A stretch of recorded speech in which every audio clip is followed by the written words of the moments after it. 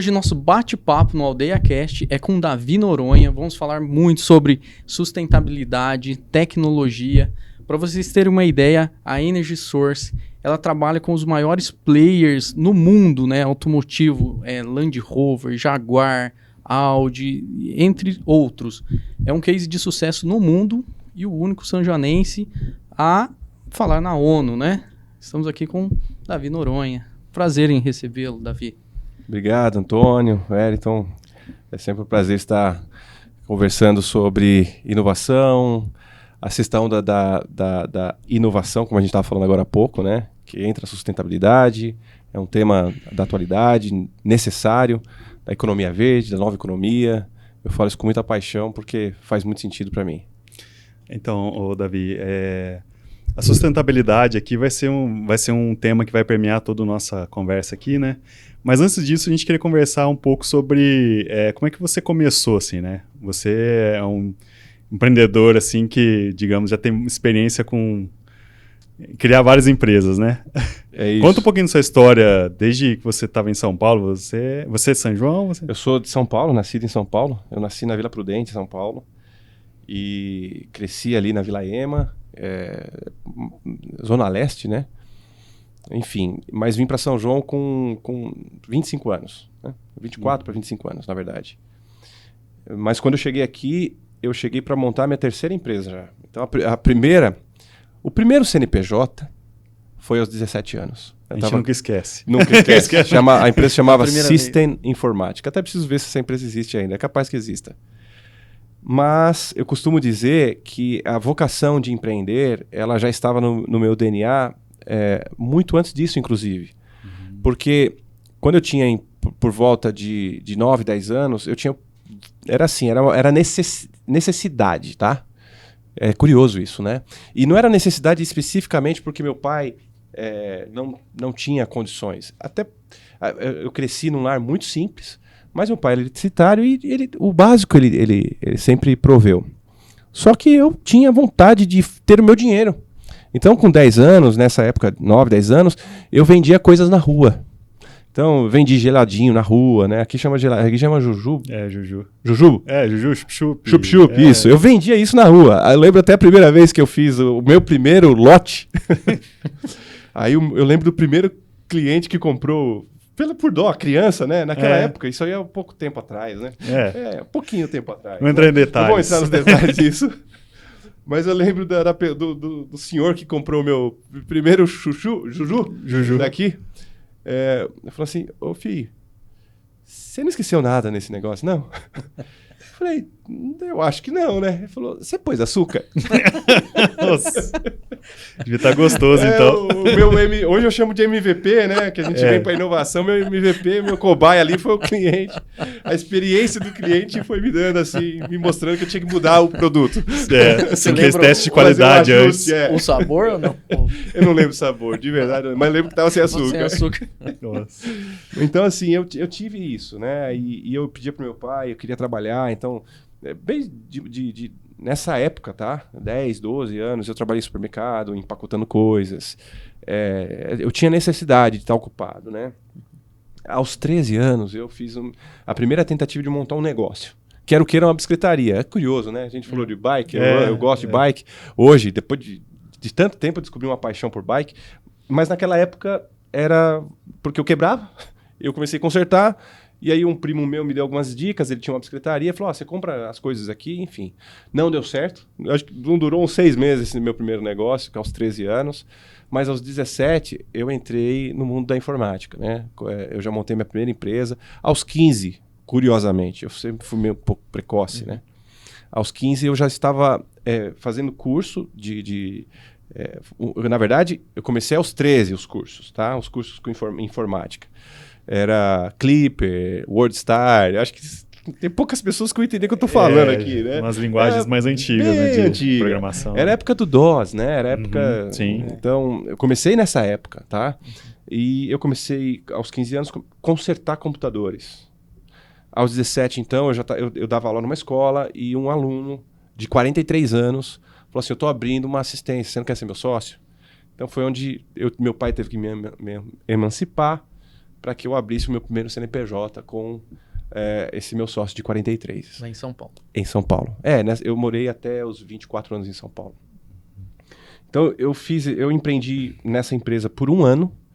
1 ano depois, eu saí dessa empresa, não vou entrar em detalhes, mas meu sócio, enfim, viu que já não precisava, né, da minha experiência ali, até porque eu era o cara mais técnico, né, era o cara que conhecia mais, mas aí quando ele aprendeu o que ele tinha que aprender, não precisava tanto ali do menino. E eu saí meio frustrado, né? Com 18 anos, falei, puxa vida, esse negócio de empreender não é pra mim. Então deixa eu ser empregado CLT em algum lugar. E naquela época tinha o caderno de empregos do Estadão. Sim. Era assim que procurava, né? Esse serviço na minha época, tá? No jornal, abria lá o caderno. E aí tinha lá técnico de informática, mandei o currículo, fiz a entrevista, comecei a trabalhar. Eu trabalhei lá, foi uma ascendência muito grande, né? Eu entrei num time de 14, 15 técnicos. 1 ano depois eu fui convidado a ser sócio da empresa. Caramba. Bem precoce. Muito precoce em tudo, tá? E saí mais 1 ano depois como sócio dessa empresa. Então, minha segunda experiência como empreendedor. Saí de lá, montei a terceira empresa. Aí montei a segunda, que seria já minha terceira experiência na frente de negócios, né? Que era uma consultoria, segurança da informação, um pouco mais especializado. A gente vai aprendendo, fiz cursos, especializações da Microsoft, amava trabalhar com isso, sempre amei tecnologia da informação. E fui trabalhar prestando serviço até para o Carrefour Matriz em São Paulo. Fala, cara, 19 anos, já estava à frente de negócios e fechando grandes contratos. Nessa época, eu tinha contratos pequenos e entrou o contrato do Carrefour. Eu fiquei, né, os primeiros erros, né, assim, como empreendedor, pôr todos os ovos numa cesta. Uma cesta só. E aí eu praticamente não dei tanta atenção para aqueles menores, fui atender o grandão, e o grandão só queria o meu serviço, não queria a equipe que eu montei, uma equipe de 13 pessoas. 19 anos, ele dá uma equipe de 13 técnicos, só cara fora da casinha, né? Então, preciso dizer que não deu certo. Mas com essa consultoria foi que eu fui prestar serviços no Sul, e aí uma empresa lá do Sul indicou meu serviço para o Miguel, da Biage aqui, e ele me chamou, a gente fechou um contrato de consultoria, enfim, e eu comecei 1 vez por mês, depois 1 vez por semana, daqui a pouco virou 3 dias por semana, e dizem que tem uma tal da água do Jaguari, quando você bebe e fica por aqui. Isso eu acho que é verdade. Aconteceu isso. Aí mudei em 2005 para São João da Boa Vista. Você já era casado nessa época, né? Casei, tinha 8 meses de casado. E casei e vim para São João com ela, porque justamente tinha acabado de casar e ficava mais tempo fora, né, longe, e ela tinha saído de perto da mãe dela, então para preservar ali a relação, foi muito bom. Gente, eu amo São João. Essa cidade que me acolheu, que me abraçou. Uma cidade... São João é uma das melhores cidades do mundo. Eu viajo o mundo. Né? Deus me deu o privilégio de conhecer vários lugares do mundo, as maiores cidades do mundo eu já visitei. Dentro da missão da Energy, né? Enfim, São João para mim é uma das melhores cidades do mundo. Eu não sei se eu fico aqui muito tempo, mas eu pretendo voltar para cá. Se eu precisar sair, porque por conta da missão, eu pretendo voltar. Mas cheguei aqui em 2005 e comecei a prestar serviço para outras empresas além da Biagio. Foi quando surgiu um projeto com a Prefeitura de São João para levar internet para o distrito que não tinha internet no distrito. As empresas estavam chegando, o distrito industrial, e faltava infraestrutura e internet. Me chamaram, você não é um consultor, você não resolve o problema. Aí eu acho que um pouco dessa visão, eu já posso dar um spoiler aqui, eu posso, na verdade, falar um pouco sobre a questão do empreendedor. O empreendedor é aquele cara que gosta de resolver problemas. Ele corre para cima do problema e tem pessoas que correm do problema. Essa é a diferença do empreendedor. O empreendedor corre para o problema. Não, deixa eu resolver. O que tem aí que ninguém está vendo? Tem uma oportunidade por trás, né? Todo problema é uma oportunidade disfarçada. Enxergar além, né? Enxergar, exatamente. Acho que um pouco o empreendedor ele tem isso, ele é visionário, ele enxerga às vezes o que as pessoas não estão enxergando. E aí eu montei um projeto muito legal para levar a internet à rádio. Era o começo dessa tecnologia. Começo. Para levar a internet à rádio para o distrito. Tinha a expectativa de que os empresários do distrito investissem no projeto. Cada um correu para um lado. Sabe uma coisa? Eu mesmo vou investir nisso. e eu resolvi investir para montar um provedor de internet lá no Distrito Industrial. Então isso aconteceu em 2005, no mesmo ano que eu vim para São João, eu estava fundando a CGNet, que depois foi adquirida pela Byte Web e que recentemente foi adquirida pela Americanet por 32 milhões de reais. Foi a empresa que eu fundei aqui em São João, chegou nesse estágio, foi bem legal. Em 2013, então isso em 2005, eu fundei e saí em 2008. Em 2013, então, agora já estamos na 5ª empresa, né? Então, a primeira aos 17, depois eu fui intraempreender de CLT e virei sócio da empresa. Montei a outra empresa que chamava HS Soluções, da história do Carrefour. Vim para São João com a consultoria, montei o provedor, a CGNet. Saí em 2008, mantive a consultoria. Eu até brinco que quando dava errado eu virava consultor. Deu pra unir as duas coisas, né? Dava errado eu voltava a ser consultor, né? Porque morrer de fome a gente não podia.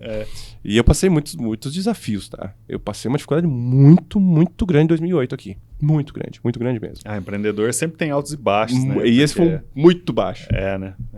Muito baixo. A gente pode falar depois. Mas só falando assim dos cases, né? Então, em 2008 ali, depois que eu saí da CGNet, que era a Byte Web, eu fiquei como consultor e em 2013 fundei a Unipress, que é a empresa de segurança patrimonial usando tecnologia. Então, usando portaria virtual, vigilância virtual, todos os sistemas de alarme, detecção. Também, detalhes sobre isso, fomos um dos primeiros a fazer isso no Brasil. Esse tipo de tecnologia, que era substituir o vigia por sistema de vigilância remota, assim como a portaria virtual, não tinha os sistemas que tem hoje, né? A gente foi criando tudo aqui em São João. Não tinha banda larga para você transmitir o vídeo né, de uma câmera de vigilância. O que nós fizemos? Nós montamos a nossa própria rede. Eu tinha aquela experiência de provedor, montamos uma rede privada para transmissão das imagens para fazer a empresa rodar. Então, foi muito inovador aquilo lá. A empresa existe até hoje. Eu saí em 2016. Em janeiro de 2016, tomei a decisão de sair. Então, fundei em 2013. Em 3 anos depois, eu saí da Unipress. E no final daquele ano... Aí voltei a ser consultor mais uma vez. Aí, no final daquele ano, surgiu a ideia da EnergySource. Então, assim, essa minha história se confunde o tempo todo com empreendedorismo. Porque... Eu empreendi durante esses períodos em questões sociais. Você lembrou de uma história da música, dos shows e tal. Aquilo lá era uma cabeça de um empreendedor montando aqueles eventos no social, no esporte. Então, virei ciclista por questões de saúde. Pesadinho, gordinho e tal. E aí, você leva jeito, né? Aí fui participar de uma equipe que tinha. Aí eu vi que a equipe precisava de uma visão empreendedora. E aí a gente fundou o Mantiqueira Riders. Então, além dos negócios, né, eu tive a oportunidade de trazer essa mentalidade empreendedora para outras segmentos, para outras dores, para outros problemas, né? Não necessariamente são empresas, mas podem funcionar como, né? Sim. E é o certo, né? É porque um time de mountain bike você precisa de dinheiro, né? Sim. Porque é caro manutenção, alimentação da equipe, então... Você tem que tirar esse dinheiro de algum lugar, né? Exato. Então você tem que empreender para... Tem que empreender, trazer patrocinador. E foi o que eu levei para o Mantiqueira Riders, né? E que se manteve até hoje. Isso que é legal, mesmo que eu estou sem competir, sem participar. A Energy, de 3 anos para cá, tem tomado bastante agenda. E embora eu não aceite isso com uma certa facilidade, tá? Eu preciso achar uma forma, porque saúde é prioridade. E o esporte, para ter saúde, é necessário. É fundamental. Até eu fico aqui para... Fica corte. Vocês podem fazer um corte disso. Porque, às vezes, a gente cai num ritmo e o que a gente pega? A gente pega a nossa saúde e põe de lado. Só que isso vai ficar caro um dia. E pode ser uma conta que a gente nem consiga pagar mais. E eu já tinha passado por um problema de saúde em 2016, que me levou para o esporte... E em 2021 para cá, com muitas coisas que aconteceram, eu tive dificuldade de manter aquele ritmo, né? Então, tô falando para vocês aqui, já me cobrando, me ouvindo. O ouvido mais próximo da minha boca é o meu. Não é? Tô falando... Peraí, eu tenho que... Essa semana eu comecei falando com o time sobre isso, então quero muito poder equilibrar mais a agenda, né? É como um sprint na bike. Sim. Você não pode andar sprintando. O tempo todo, né? Não dá.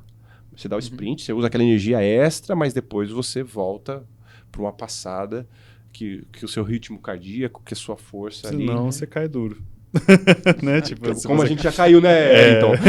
Tenho certeza, o LTP ciclista também. Eu acho que todo mundo aqui nessa mesa já deve ter quase caído duro, né? Porque viu que não dá para fazer só sprint. E existe esse termo nos negócios também, né? Inovação, sprint de inovação. Mas eu me permiti a ficar um pouco nesse sprint de negócios, de agenda, de intensidade. Como eu disse, eu viajei mais de 15 países e nesse período todo. Mas eu quero trazer um pouco mais de... Eu acho, se faz necessário nesse início, né? Eu acho, de uma empresa, né? E nesse, né? Você comentou 2013, surgiu a Energy, né? A Energy surgiu em 2016. 2016. Vamos falar da história. E como né, foi isso? Como que foi a visão ali, né? Qual foi a ideia, né? Como surgiu isso, né? Eu vou fazer uma empresa de reciclagem de bateria. Na verdade, nem surgiu com a visão de reciclagem, né? E aqui a gente pode até explicar as diferenças, tá? A empresa surgiu da seguinte forma. Um amigo de infância que importava muitas coisas da China também estava tentando e começando a importar baterias de lítio. E aí vamos falar um pouquinho o que é bateria de lítio. As pessoas, o que é bateria de lítio? Onde ela está? Parece que é uma coisa distante, agora parece que está no carro. Não, a bateria de lítio está no nosso celular. Está no nosso fone de ouvido. Está na nossa bicicleta elétrica. Está na sua câmera fotográfica ou de filmadora. Está no notebook. Está no drone. Está no avião elétrico. Está no caminhão elétrico. Está no barco elétrico. Está no navio elétrico agora. Está no trem elétrico. Está nos óculos de realidade aumentada. Está em tudo. Está em tudo. É a bateria mais moderna que existe hoje. Tanto é que o inventor da bateria ganhou o prêmio Nobel de Ciência. E acho que o ano passado, retrasado, ele veio falecer. Mas já deixou muita coisa incrível. E as baterias de lítio, elas se popularizaram a partir da década de 90. Elas já estão fazendo parte das nossas vidas há muito tempo, mas só agora com os carros elétricos, as bicicletas elétricas, os drones, elas começaram a se popularizar. Mas esse meu amigo que estava importando baterias de lítio, ele estava vendo uma outra oportunidade, que é as baterias, como a gente chama, de baterias estacionárias. Baterias que são usadas numa torre de telecom, num provedor de internet, usadas para sistema de segurança. São baterias maiores que ficam estacionadas. Eu falo assim, que é a forma de... também, no break. É a forma com que... para facilitar. E ele falou, cara, é muito difícil importar uma bateria dessa. E isso aqui vai ocupar... Por que vai ocupar o espaço das baterias de chumbo? Porque a bateria de chumbo pesa 70 quilos e uma bateria de lítio, para entregar a mesma capacidade, só que com a durabilidade 3 vezes maior, pesa 19 quilos. Então, isso vai entrar, vai se popularizar. Mas isso estamos falando de 2016, que ninguém praticamente falava disso. E ele falou, a minha dificuldade é porque é caro importar, é difícil, tem problemas de transporte, uma série de coisas. Mas me parece que é preciso fazer a reutilização dessas baterias. Então, pega o que já tá no mercado interno e passa por um processo de seleção, transforma num novo produto e temos um novo produto para vender com preço competitivo. E ele falou assim, se nós conseguirmos validar a parte técnica, eu sei que você é a pessoa que vai colocar isso para rodar. Como empreendedor, você já fez isso muitas vezes, já é um amigo de infância que me acompanhou. Ele falou, eu sei que você vai poder saber construir esse negócio. Eu falei, olha, eu não sou engenheiro, você não é engenheiro. Nós precisamos achar um engenheiro. Na época, tinha um dinamarquês fazendo um sabático no Brasil. E que nesse sabático ele foi parar em Florianópolis, não se adaptou. Mas ele tinha investido em São João da Boa Vista, porque um amigo dinamarquês tinha falado para ele, olha, tem uma chácara, investe seu dinheiro aqui no Brasil, que essa chácara é legal, o preço tá bom. E ele comprou uma chácara aqui em São João, no IP. E não deu certo a tentativa dele ficar ali um tempo em Florianópolis, ele resolveu vir para a chácara que era dele, em São João da Boa Vista. A família dele estava com ele e o filho foi estudar na escola do meu filho. E eu fiz amizade porque ele não falava português. Então a gente fez amizade e tal. E eu lembro até o dia que ele chegou na porta da escola com um papelzinho branco, né, lendo, tentando ler para mim. Sua filho, pode brincar com o meu filho no meu casa? Falei, do speak English. Yes! Porque ele não tinha encontrado ninguém que falava inglês e ele ralava porque não falava português. Então, viramos amigos e eu sabia do potencial de engenharia dele. Era um engenheiro, eletricista, mecânico, um cara fera, um cara genial. Genial. Peter Mathiesen. Tem uma história, assim, fenomenal, tá? A gente teria que ter um podcast só pra falar da história dele. Período sabático no Brasil. E ele foi assim. Falei, cara, tem um desafio aqui pra você. Vamos ver se é possível fazer baterias de segunda vida. Hoje a gente chama de segunda vida. Na época era reutilização. Vamos pegar o material e se der certo, eu acho que é um baita nicho de mercado. Ninguém tá fazendo. Tem um monte de lixo. Né? Que era isso. Imagina, as baterias não tinham um destino. Não tinha uma... No final desse primeiro ciclo, como a gente chama... que para alguns era o único ciclo. Numa velha economia, se pensa que se chama economia linear. O que é economia linear? Extrai recurso natural, desde o minério, né? Se produz algo com esses materiais, estimula-se o consumo disso e depois faz o quê? Descarta. Aonde? No aterro, no incinerador. Economia linear. Por décadas e décadas, depois da Revolução Industrial, foi isso que nós fizemos. Tem toneladas de ouro enterrada no aterro. Sim. Toneladas de prata. Toneladas de recursos riquíssimos. Imagina. Tanto é que dizem que no futuro nós teremos tecnologias para ir lá nos aterros e minerar todas essas riquezas que estão enterradas lá. Imagina a placa-mãe. Placa-mãe. Tanto de coisa que foi enterrado, né? Ouro. Tem ouro, paládio. Tem uma série de... Sim. Enfim, esse é o caminho. E era isso que tinha no Brasil, tá? Para as baterias de lítio. Descarta, joga fora, não sei o que fazer com isso. E a ideia é pega essas baterias, desmonta elas, faz um processo de seleção, como a gente chama. As células, como a gente chama, boas, a gente cria um novo produto. Dei na mão do Peter, ele falou, é uma coisa curiosa. Eu cheguei com essa ideia para ele falou, não funciona. Eu falei, Peter, não custa nada. Eu não ponho R$1 nisso. Eu falei, eu ponho. Aí, eu falei, então tá bom. Aí eu faço. Me dá tudo na mão aqui que eu faço os testes. Eu falei, então tá bom. Eu comecei a Energy com R$50. Peguei R$50, peguei ele na mão, fomos no Ferro Velho. Antes do Ferro Velho, passamos uns amigos meus que tinha assistência técnica de computadores e tinha muitas baterias de notebook descartadas. Pegamos essas baterias, passamos no Ferro Velho, pegamos um micro-ondas velho para arrancar o transformador e alguns e assim, loucura, cara, loucura. Dei tudo na mão do Peter. Vai lá, Peter. Tá bom, deixa comigo. Na madrugada seguinte, ele mandou uma mensagem para mim. Parece que funciona. Esse parece que funciona. Hoje nós somos a única empresa do mundo a fazer o que fazemos. E atendemos as maiores empresas do mundo. Detalhe. Quanto que eu investi? R$50. R$50. Aí depois que a gente provou o conceito, falei, Peter, e agora? A gente precisa de mais ou menos uns 50 mil aqui para dar os primeiros passos. Ele falou, eu invisto. Ah, ele empolgou. Ele foi o primeiro investidor da Energy com R$50 mil. Enfim, aí foi assim que a gente começou. A história da Energy começou com essa ideia. Como fabricar uma bateria estacionária, reutilizando materiais com o menor custo possível. Primeiro desafio, a primeira tecnologia que nós desenvolvemos foi como selecionar. Desmonta e seleciona. Segunda tecnologia, a construção da eletrônica nova, que a gente chama de BMS, Battery Management System, que é que faz o gerenciamento de carga e descarga de uma bateria. A máquina tem um BMS, carro tem um BMS, a bicicleta tem um BMS. Essa bateria de lítio, ela precisa de uma eletrônica para fazer essa gestão. Então nós tivemos que criar o nosso BMS, porque a gente não podia importar o BMS pronto. Então, até isso foi legal, porque até 2020, então começamos em 2016, de 2016 a 2020, 4 anos fabricando e montando baterias,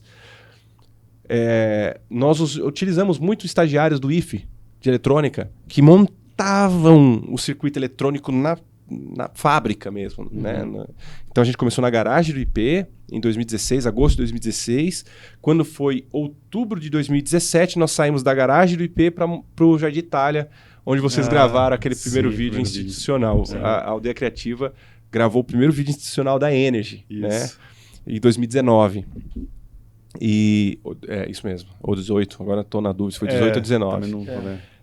E aí, enfim, né, ali nós montamos nossa primeira linha de produção. Então a Energy nasceu não reciclando baterias, reutilizando. O conceito que se confundia, tá? As pessoas falam, vocês estão reciclando bateria? Não, a gente reutiliza.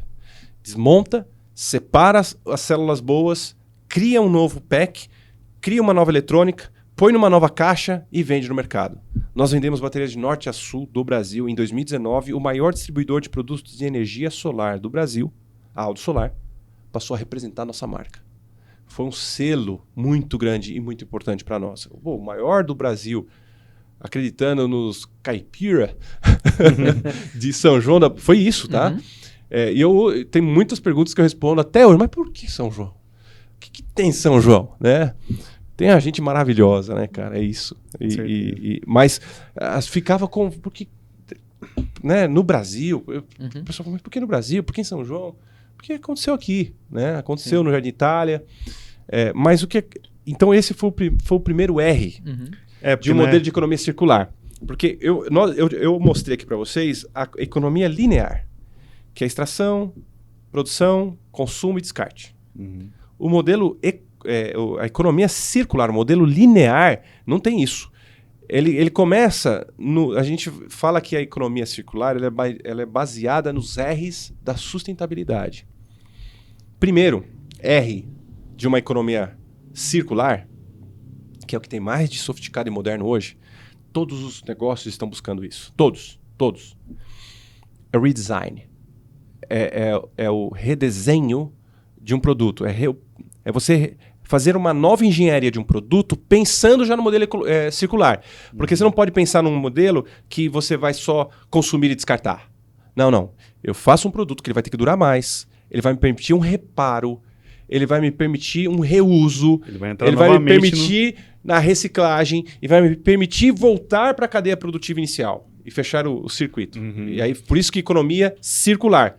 Nada se desperdiça, nada joga fora, nada disso. Então, porque quando vocês começaram, vocês ainda não faziam a separação dos metais, né? Nada. A gente só fazia o reuso. Só o reuso, né? Mas já era uma grande coisa. Por quê? Eram baterias que estavam indo para onde? Para o aterro, para o lixão.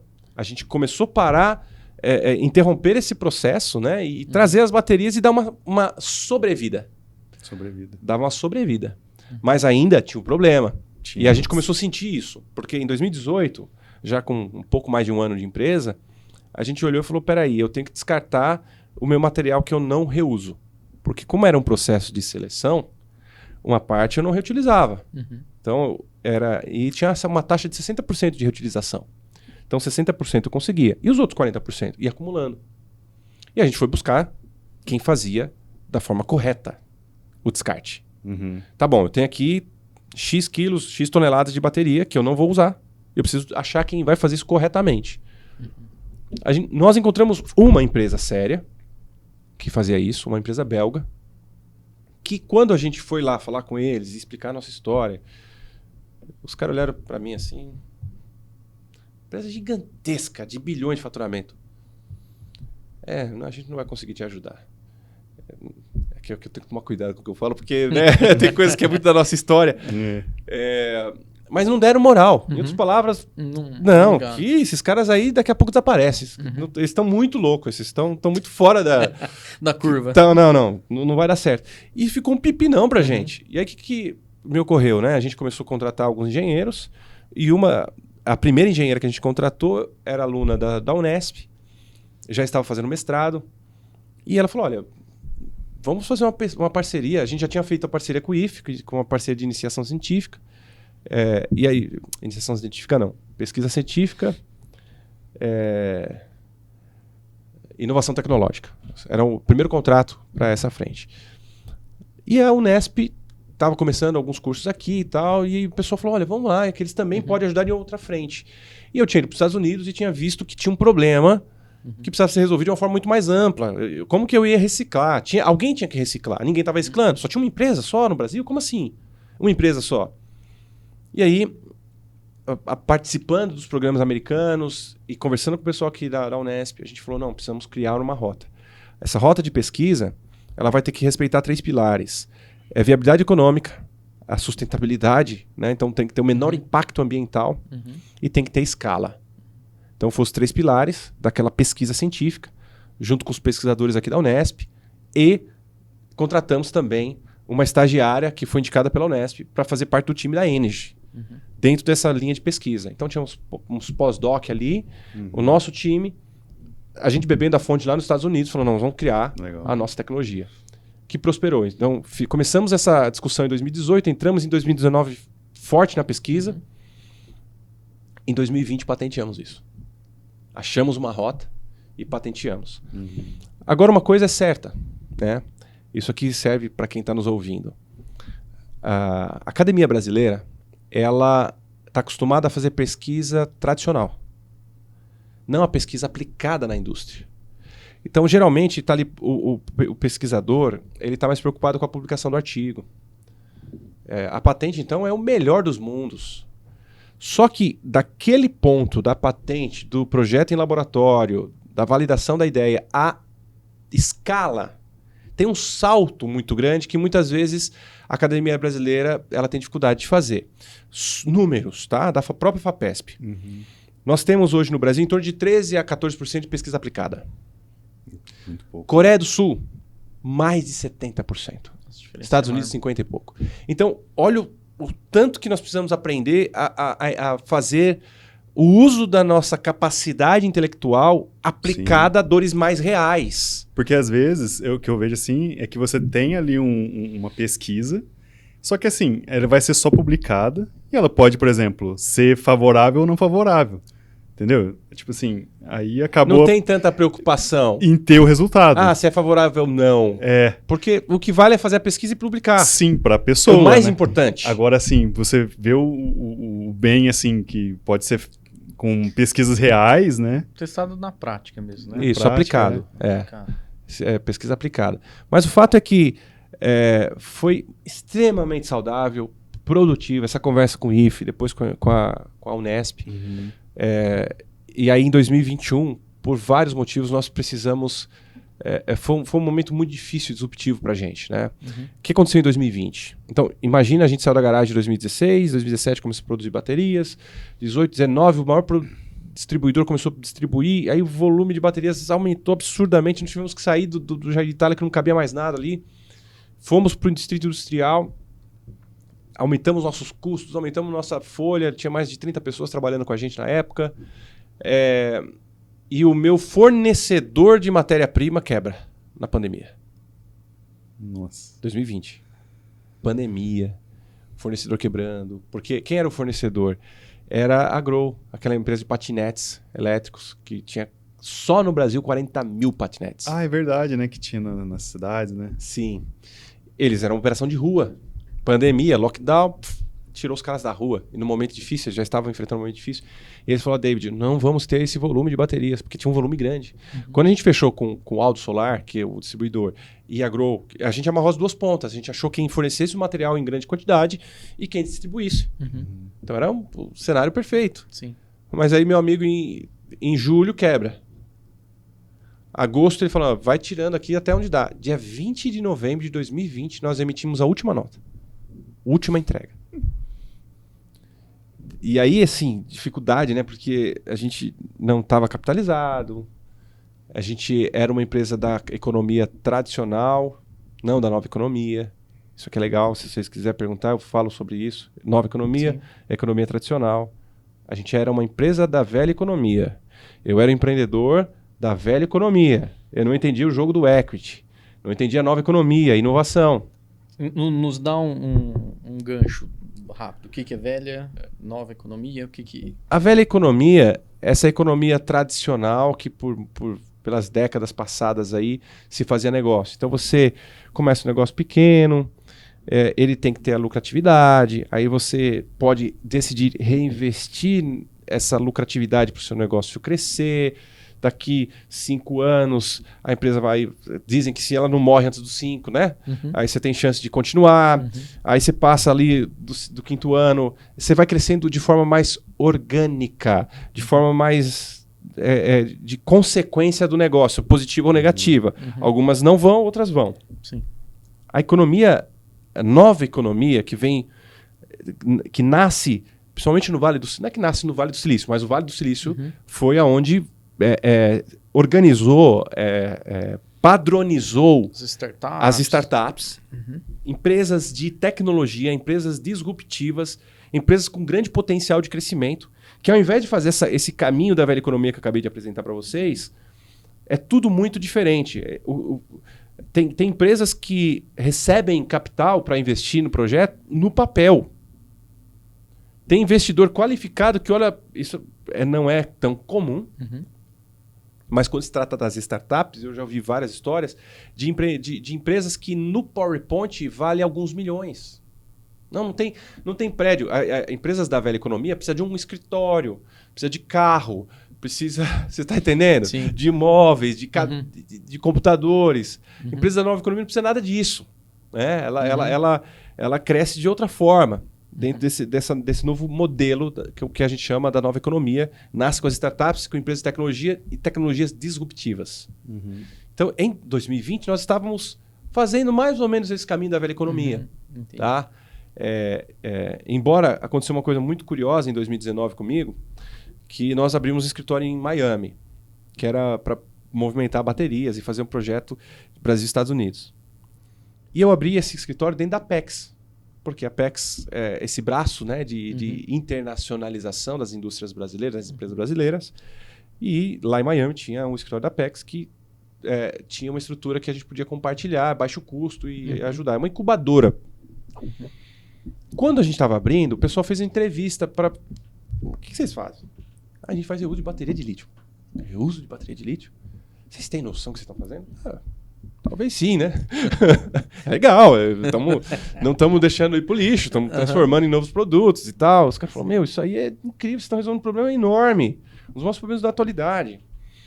Aí no meio eu lembro desse dia, foi muito marcante para mim. Era uma reunião online, entrou mais alguém na reunião, falou, escuta o que esse cara tá fazendo aqui no Brasil. Aí o pessoal, legal, você tem que fazer o pitch. Eu tenho que fazer o pitch?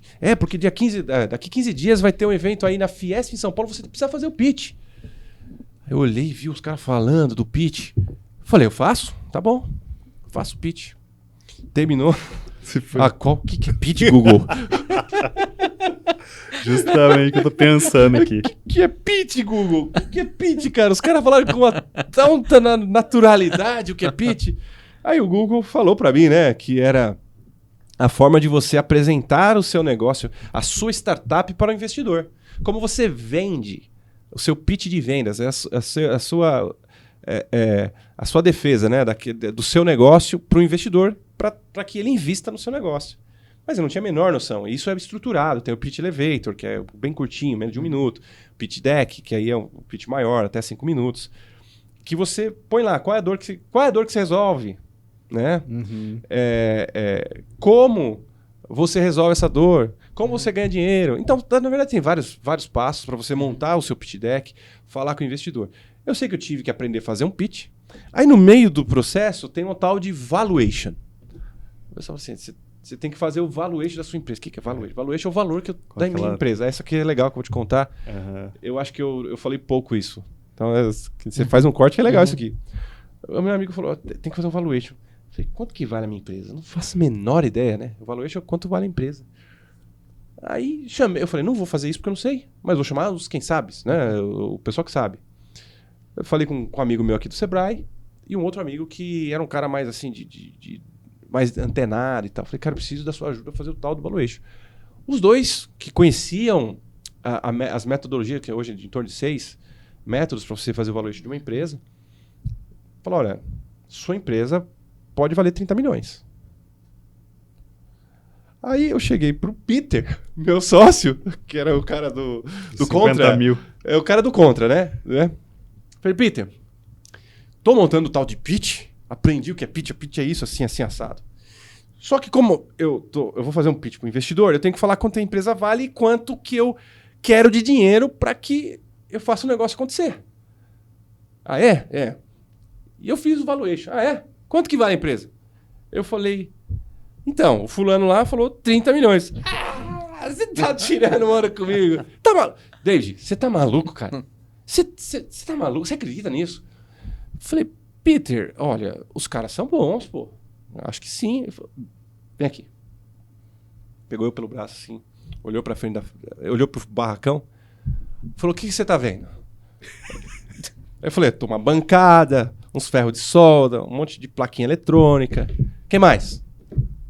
É isso aí, não tem umas baterias velhas, uma montanha de scrap, né? Uma montanha de descarte de bateria que... Aonde tem 30 milhões aqui, cara? Porque na cabeça da velha economia, o patrimônio... Peraí, quanto você tem de patrimônio? Quantas máquinas você tem? Quantos... Né? Qual o seu faturamento? É que valuation vai muito além do que você vê ali. Futuro, né? É mais a ideia, Isso. né? É o valor futuro. É o valor futuro. Né? Tem o fluxo de caixa descontado, tem a percepção de marca, tem as tecnologias que você patenteou, uma propriedade intelectual, tem ativos tangíveis e intangíveis dentro desse processo do valuation. E aí foi isso, né? Eu falei, mas Peter, vamos lá. Ele falou, cara, você vai passar esse carão sozinho, né?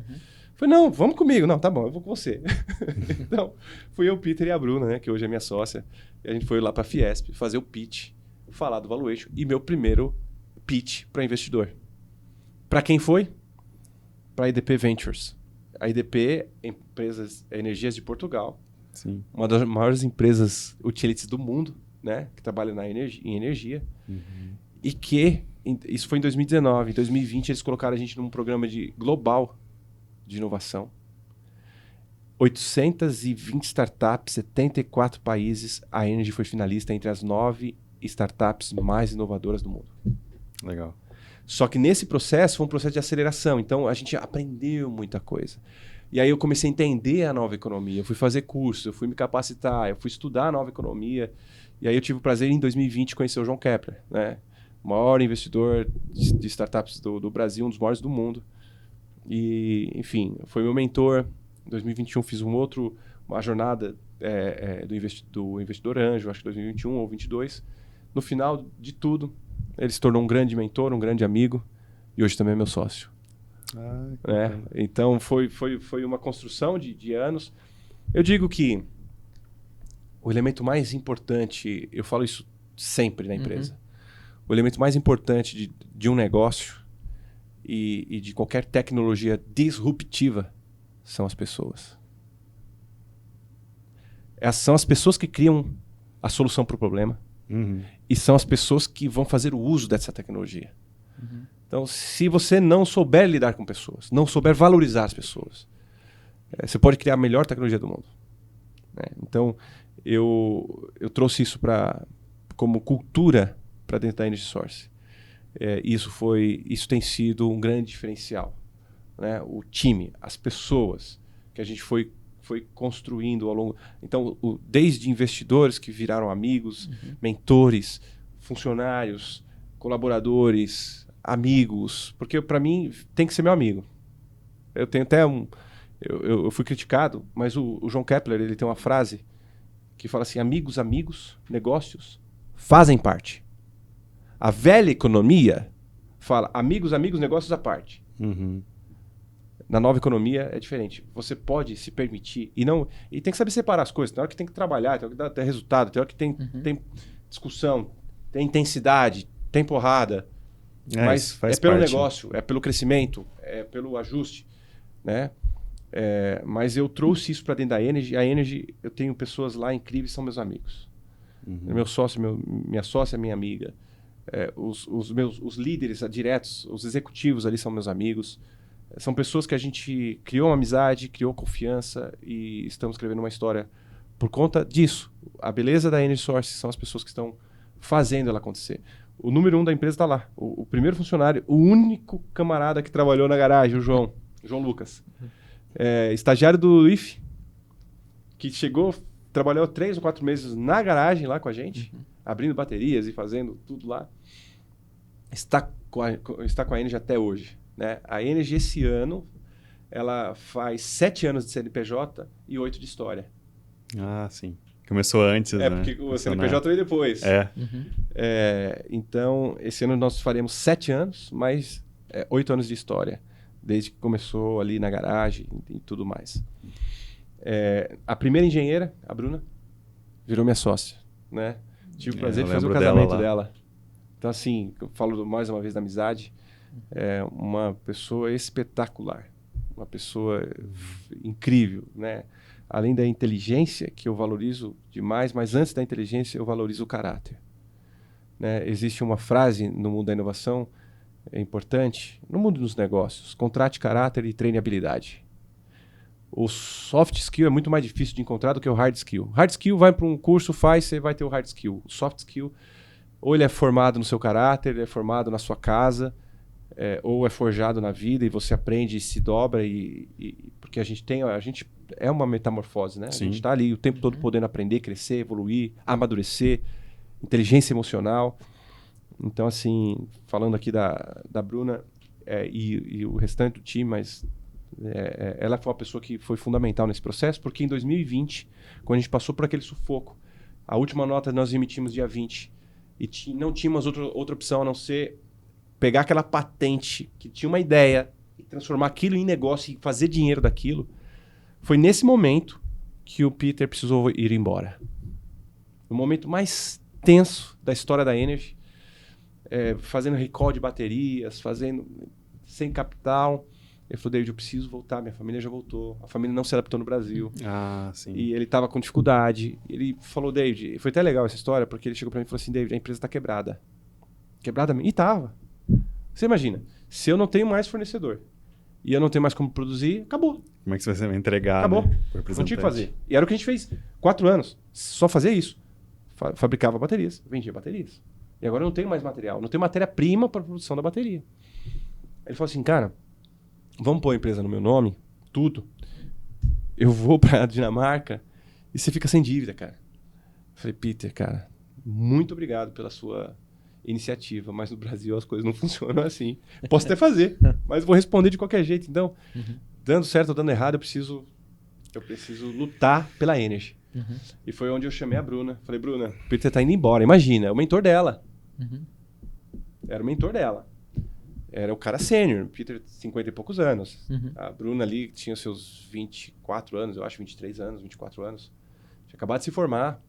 Falei: então, você vai pôr seu CREA aqui, com um monte de problema. Você quer ser minha sócia? Só tem problema. A gente vai reciclar a bateria. Ninguém recicla a bateria no Brasil. Mas nós temos uma patente, uma ideia e uma vontade e 70 toneladas de incentivo. Por que 70 toneladas? Era o volume que eu estava guardando. 70 toneladas. 70 toneladas. Caraca. Então, assim, o meu incentivo era grande. Precisa transformar aquilo em dinheiro. Tinha que transformar aquilo em dinheiro. Uhum. Então, a gente tinha software, a gente tinha hardware, tinha um pessoal, outros engenheiros trabalhando. Para tudo. Vamos lá para o chão de fábrica, vamos precisar escalar a nossa reciclagem. Achar um caminho e escalar a reciclagem de baterias. Então, foi assim que a gente, em 2021, faturamos mais do que todos os anos anteriores da empresa com a reciclagem. Segundo R. E como que vocês conseguiram isso? A gente tinha uma ideia, que era como recuperar os materiais ali. Essa ideia não escalou. Era complexa. Precisava de 7 milhões de investimento. Sim. E eu vou te dizer que mesmo com 7 milhões a gente não faria. Fica inviável, né? Mas aquela patente, aquela ideia, ela deu o norte, ela deu alguns caminhos. Sim. Então, eu vou contar essa história porque essa história é positiva. Porque ela tem algo muito além das questões naturais. Eu tô falando que eu tô vivendo dos momentos mais... Imagina, se põe no meu lugar, 2020, a empresa quebrando, tá? O meu sócio indo embora. O cara que, além de tudo, era meu amigo, né? Era o cara extremamente... Da propriedade intelectual, da eletrônica, de tudo, ele era o cara. E ele mesmo acreditava na reciclagem, tá? É. Ele falou, esse reciclagem não serve. Porque imagina, o engenheiro é eletricista, mecânico. Ali é um processo químico, é totalmente diferente. Falei, cara, ninguém tá fazendo, isso é um perigo, isso é difícil, tal. Não dá certo, não vai dar certo. Mas eu acreditei nisso desde a primeira vez e falei, eu tenho que fazer. Não é nem tanta opção, tem que fazer, ninguém tá fazendo. E a gente tá acumulando bateria aqui. E então, aconteceu um episódio que foi quando eu não consegui mais produzir as baterias ali no final de 2020,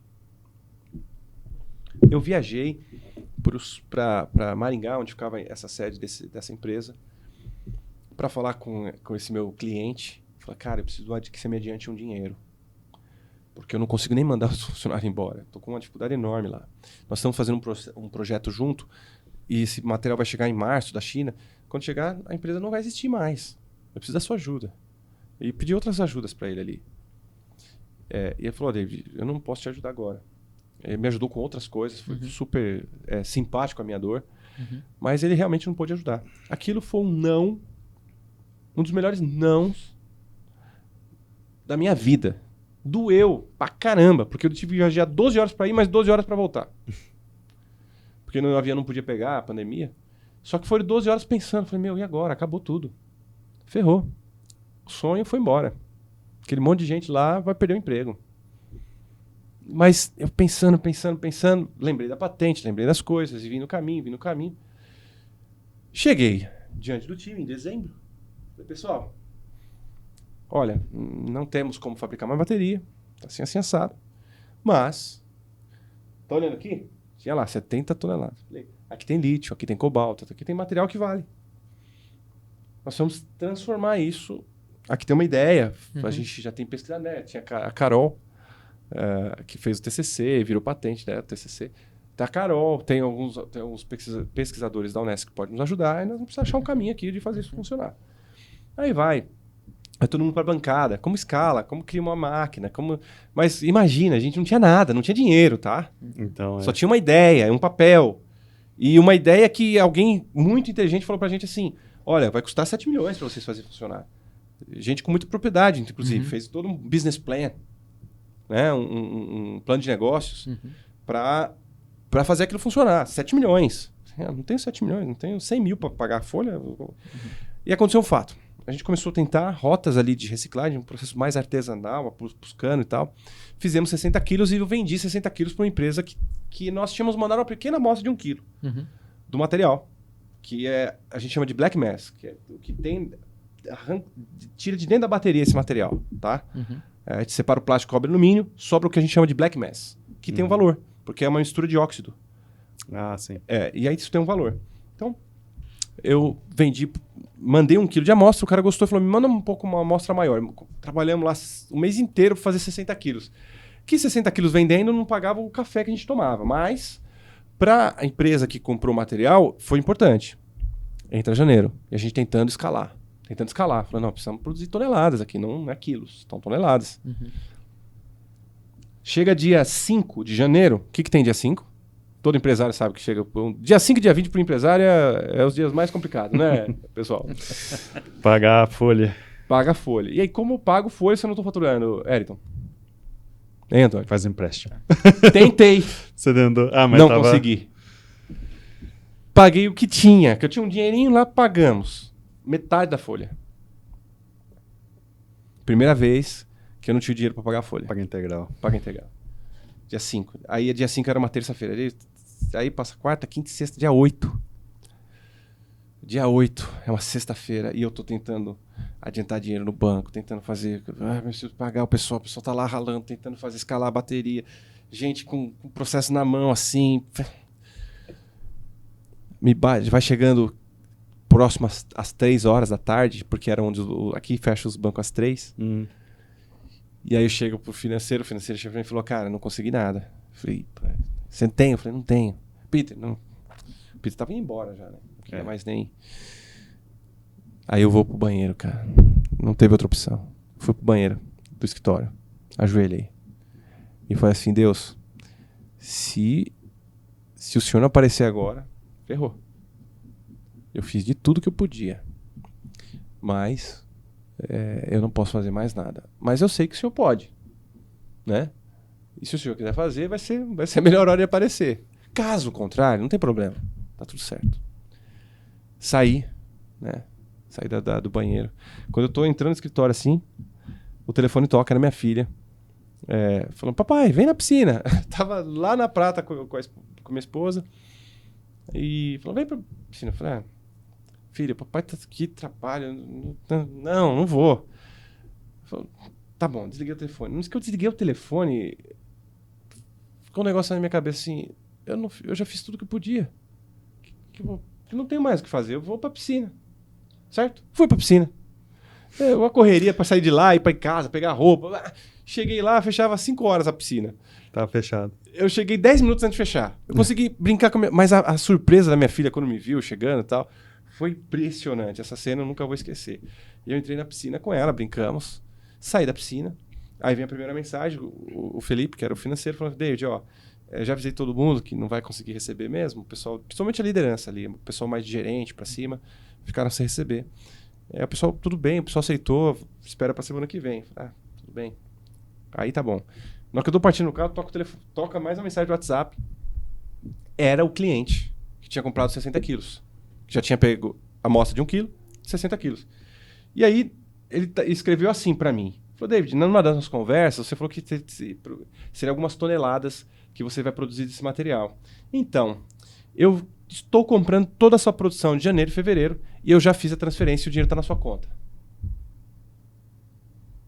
Mas quantas toneladas são isso? A gente tinha feito uma estimativa, Ayrton, porque se o empreendedor é isso, é doido. Você entendeu? Não tem como, né? Eu não sabia que eu ia escalar. Eu não sabia, é a mesma coisa do pitch. Caramba. Mas eu sabia que eu tinha que produzir. E a gente estava focado. A gente já tinha chegado a 300 quilos ali naquela primeira semana. Tava achando um caminho para escalar. Mas os 300 quilos, se eu não me engano, nós produzimos 8 toneladas, tá? Janeiro e fevereiro. E ele comprou essas 8 toneladas. Aí vem... Calma que a história vai ficar completa. Quando ele mandou uma mensagem pra mim, eu peguei essa mensagem, mandei pro Felipe, o financeiro, falei, cara, o fulano falou que tá mandando, olha a conta. Ele falou, David, já é 6 horas, cara. Não dá pra fazer mais nada. Mas eu falei, mas olha, cara, né? Vai que, né? Tá bom. Pego o carro e tô saindo da Prata, vindo pra São João. Na hora que eu chego aqui na minha casa em São João, aqui no Pratinha, a mensagem do Felipe. O pagamento entrou, foi TED de Santander pra Santander. O dinheiro entrou. O pessoal tinha Pix. Paguei todo mundo no Pix, inclusive você. Caraca. Eu fiquei parado em frente à porta da minha casa, assim, falando, mano, é isso que o pessoal chama de milagre? Foi salvo pelo gongo. É isso que o pessoal chama de milagre? E eu fiquei meio impressionado, Antônio, mas eu falei, peraí, deixa eu ligar pro cara, né? Fulano, o nome dele é Harry, preciso lembrar. Ô Harry, que história é essa, cara? Não, David, olha, o seu material é muito bom. Ninguém me fornece isso no Brasil, tudo que eu trago de fora. Eu vi que você também está precisando. Então eu adiantei. E ele falou assim, é normal nesse nosso mercado, e é verdade até hoje. Quando você tem um produto, um fornecedor de matéria estratégica para o seu negócio, você adianta. Então, é normal do nosso negócio, estou te adiantando os 2 meses, porque eu vi que você também está precisando. E aí ele fez uma pergunta para mim, ele falou assim, escuta, esse material que você está me mandando está muito puro. Se você não fizer, se você diminuir alguma etapa, ajuda você? Olha só. Nossa. Falei, com certeza. Entendeu? Eu falei, então manda, porque aqui no meu processo químico eu consigo resolver. Então, cara, a gente mudou ali a direção, escalamos. Então, por isso que eu falei, foi um ano que a gente mais faturou, né, até naquele momento, na empresa. Em 2021, pra gente, além de tudo, depois disso, muitas coisas começaram a mudar na empresa, né? Detalhe, quando eu fui, depois dessa conversa, que eu fui descansar, né? Quem disse que a minha cabeça desligou, cara? Não desligou. Começou a vir muitas ideias. Eu falei, nossa, realmente os problemas da empresa estão sendo resolvidos. Era como se eu ouvisse, sabe, no fundo do meu coração, aquela coisa assim, tá vendo? Você fez tudo que você podia, mas você acabou não desistindo, assim, em si, e falou que se eu pudesse, eu fazia. Então, eu tô mostrando para você que eu sei fazer, eu posso fazer, tô te ajudando. E é muito disso, a história... Quem não conseguir reconhecer que nem tudo vai se explicar na matemática, tem coisas que é Deus mesmo, para quem tem fé, né? No meu caso, eu tenho fé. E naquele dia eu vivi um milagre, naquele dia eu vivi algo assim, uma ajuda. Eu precisava dessa ajuda, né? Eu precisava dessa ajuda extra para tirar a empresa da situação que estava. E em 2021, além de nós conseguirmos ser a primeira empresa do Brasil a reciclar baterias, por conta dessa dor que a gente estava resolvendo, que era a nossa dor, nós resolvemos o problema de uma indústria gigantesca. E logo no início de 2021, quem nos procurou? A BMW. A BMW começou a nos procurar em 2020, 2021. Ela começou a acompanhar o processo. Falou, puxa, tem um pessoal em São João da Boa Vista resolvendo nosso problema. Fizemos um projeto com a BMW em abril de 2021, que ganhou o prêmio global de inovação. Sabe o que nós fizemos? Nós pegamos as baterias dos veículos elétricos da BMW, o i3, que é um carro icônico, as baterias que ninguém sabia o que fazer com elas, transformamos as baterias num power bank, conectado com um painel solar e um carregador para recarga do próprio carro com energia solar. Caraca. 2021 isso.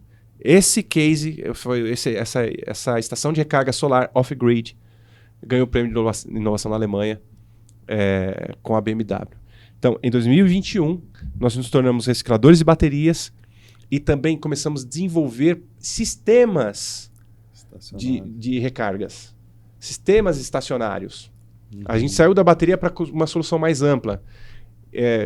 Lembrando que em 2020 fomos acelerados pela IDP, ficamos entre as 9 startups mais inovadoras do mundo. Nós começamos a ir para o mundo, começamos a falar com o mundo ali.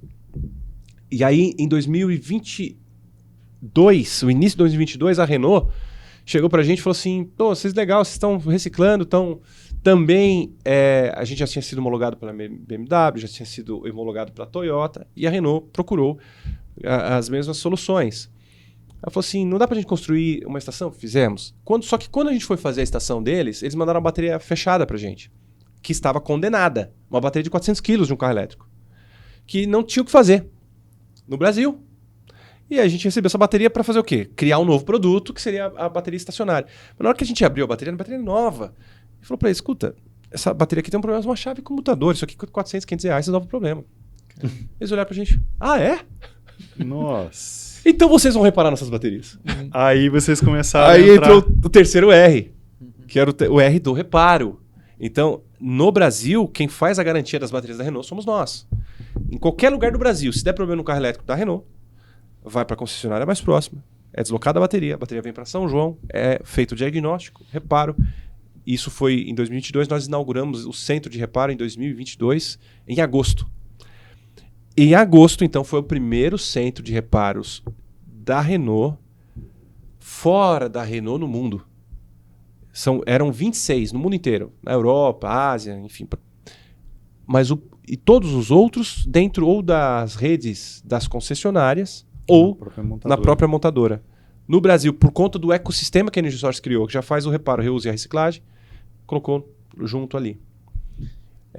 E em 2024, em 2023, então, estou falando de 2022, 2023 nós lançamos a nossa plataforma digital Quero Reciclar, que além de tudo ela é uma solução que permite a rastreabilidade, é uma plataforma digital que permite a rastreabilidade do resíduo desde a ponta até a indústria. Em 2023 fomos também certificados com a ISO 14001, uma das maiores certificações de sustentabilidade, a maior certificação mundial, né? A ISO ela é uma certificação padrão mundial. Nós recebemos a certificação.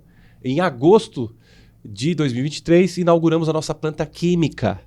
Porque até então, o nosso processo de reciclagem, o que a gente fazia? A gente coletava as baterias, retirava das baterias o Black Mass. Mas não, e vendia. Não saía nada disso. Não, e vendia o Black Mass. Sim, entendi. Em agosto, nós montamos a nossa planta de metalurgia e começamos a pegar o próprio Black Mass e separar tudo. Então, do Black Mass a gente tira o lítio, o cobalto, o níquel, o cobre, o alumínio. E aí a gente tem uma purificação, uma separação completa desses metais, agregando muito valor. E em 2024, que agora quando nós estamos, em janeiro, a Jaguar Land Rover se tornou sócia da EnergySource, investindo 6 milhões de reais na empresa, reconhecendo como a única empresa do mundo a fazer os 4 R's, logística reversa, reparo, reuso e reciclagem. E falou, não, vamos investir porque essa empresa é promissora. E esse investimento, você tem uma ideia do que ele vai proporcionar para a empresa ou não? Crescimento na veia. Crescimento na veia. Eu estou indo agora, domingo, para a Inglaterra, abrir a filial da Energy na Inglaterra. Ah, legal. Então, crescimento, melhoria dos nossos processos. A empresa já acabou de inaugurar um novo laboratório, essa semana passada. Estão com um laboratório incrível, graças a tudo isso, né? Mas não foi só a Jaguar que investiu na EnergySource, não. Nós tivemos 4 fundos que investiram na empresa, antes da Jaguar Land Rover. Graças ao pitch. Graças ao pitch. É isso mesmo, porque aquele pitch rendeu. Foi. Né? A gente foi acelerar em 2020, aí os investidores ali estavam interessados em investir, indicaram outros investidores, aí foi. Né? E nós trouxemos ali já um capital muito grande, já posso dizer que a gente já movimentou alguns milhões na economia de São João e região, com certeza. E você tinha ideia de, assim, você sempre empreendeu, sempre buscou ali, mas você tinha ideia que chegaria nesse nível, assim, global? Não. De uma forma... Eu sou sonhador, hein? Eu visionário. lembro que quando a gente foi fazer o vídeo lá, que eu acho que foi só eu, não sei se foi só eu, Vinícius. Eu fui também. Você foi também, né? Que a gente foi conversar com você, a gente viu que você tinha muita paixão pelo negócio, assim, né? Porque a gente olhava, realmente a gente tinha uma visão do Peter. A gente olhava assim e falava, não, mas... que vai sair daí? Não sai nada daí, né? Não, isso aí, será que vira isso aí? Não sei. E aí a gente via que você falava, não, porque aqui a gente faz isso, assim... E realmente a sua insistência, né? Eu a acho gente vê que um pouco disso, né? Que a insistência, ela... A persistência é melhor. E eu acho que é uma grande lição para quem quer empreender, para empreendedores aí, para não desistir, né? Na primeira obstáculo, já não dá certo. Não. Você enfrentou muitos obstáculos, né? Muitos. Foi passando e sempre trazendo muitas inovações e soluções. Hoje a empresa está aí, né?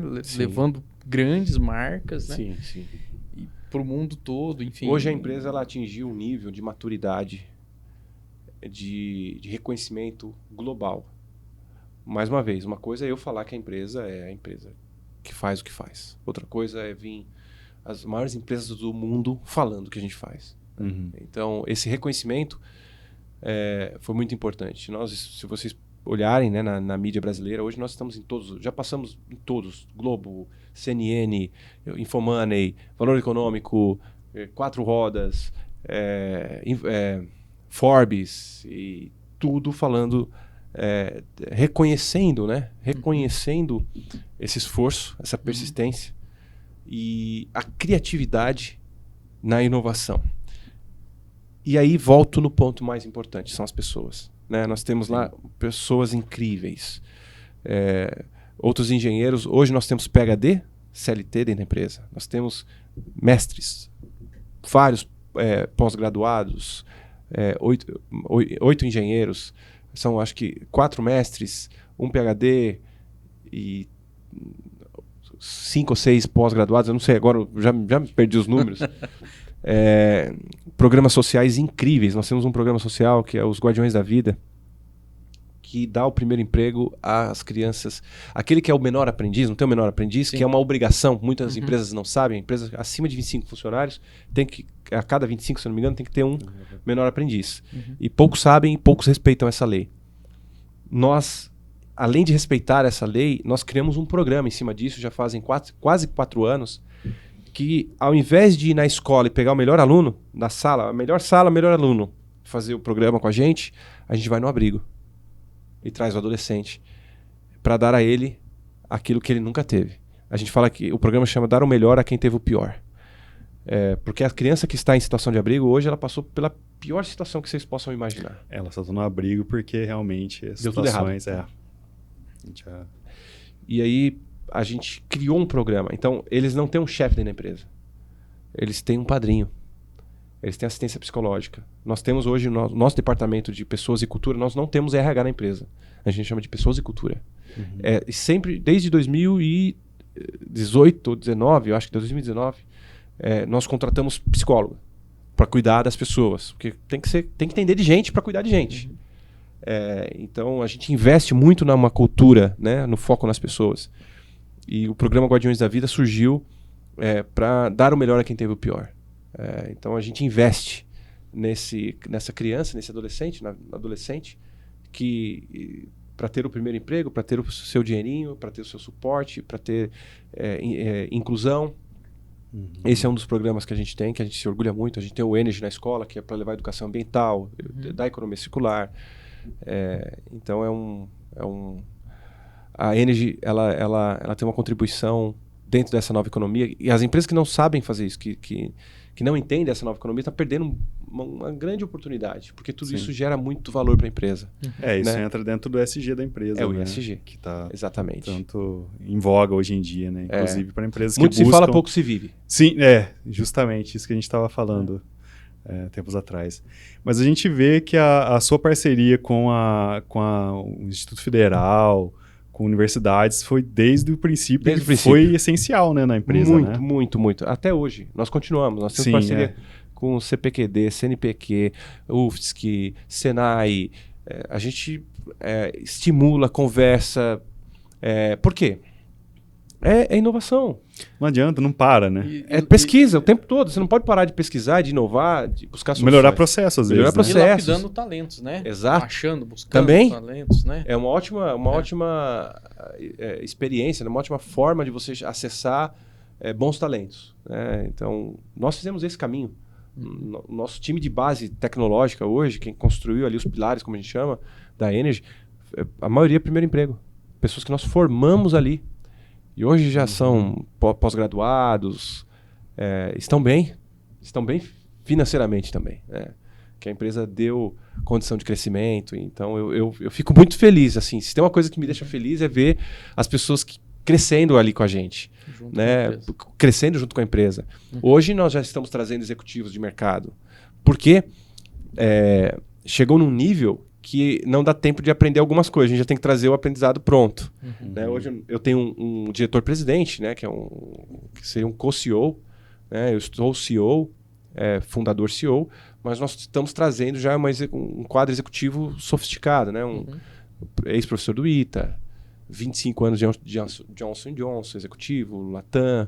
Nós trouxemos até muitas histórias legais. A executiva hoje de negócios, que é a diretora de negócios ESG, uma das maiores especialistas de economia circular ESG do Brasil, que veio conhecer a Energy em 2020 para comprar a empresa.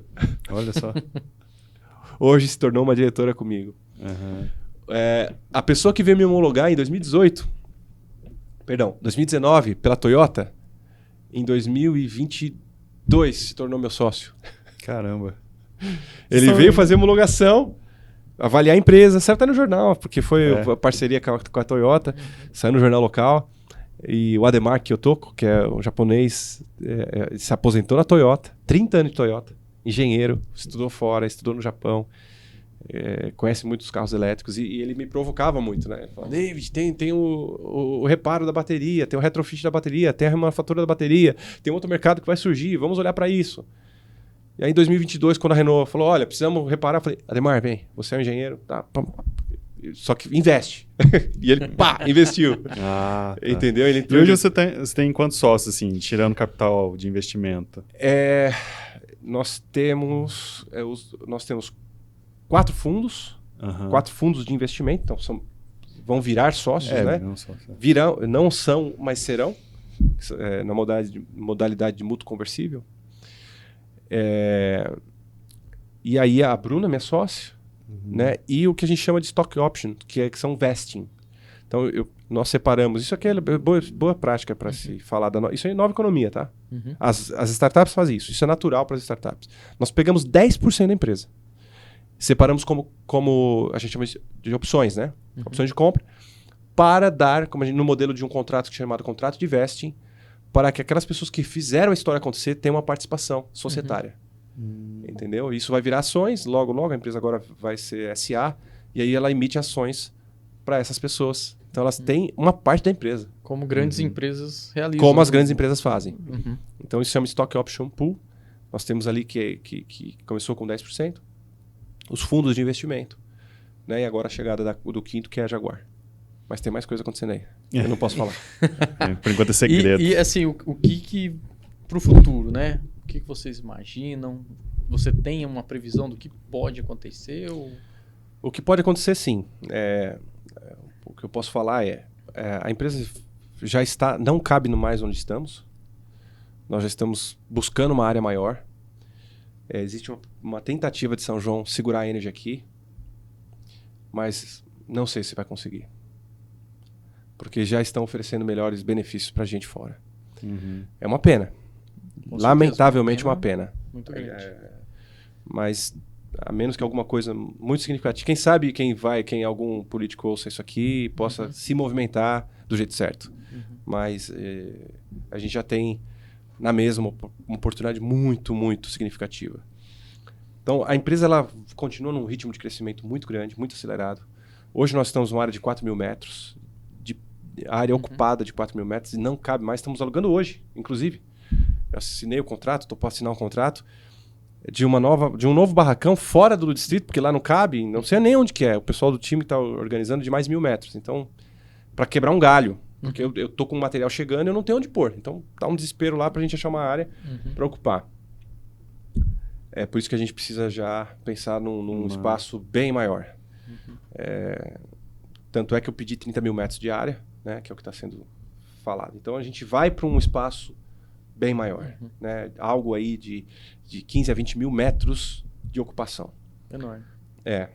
Nós já estamos com o escritório em São Paulo. Eu estou agora indo para a Inglaterra. Da Inglaterra eu vou para os Estados Unidos. Então, o que eu espero? Eu espero, nos próximos 2, 3 anos, a expansão da empresa global, de forma global, internacionalização. Começando agora, começando essa semana, né? Próxima semana, na verdade. Nós temos hoje operações mapeadas em vários lugares. Europa, América do Norte principalmente, e América Latina. América Latina, nós somos obrigados a liderar esse movimento. Não vamos abrir mão disso. Nós já estamos com muitos parceiros estratégicos. Temos parceiros na Ásia. Então, assim, os próximos passos da empresa é um grande crescimento. Ela iniciou esse ciclo esse novo estágio. Nós estamos indo para o 7º ano, mas esse é o estágio 2 que eu poderia falar. Estágio 2. Nós vamos trazer mais R's? Tem mais um R chegando. Logo vão falar. Então, nós temos hoje os 4 R's, mas teremos então mais um R. Nós teremos a internacionalização, já está acontecendo na verdade, e o crescimento e uma construção de uma planta adequada, porque hoje a gente foi puxadinhos, né? Começou, era assim, saímos da garagem 10 metros, fomos para uma área de 280. Lá no Jardim Itália, nós tivemos que alugar um barracão do lado, ficamos com uns 500 metros. Aí não cabia mais nada. Aí fomos pro distrito, alugamos um lugar de 750.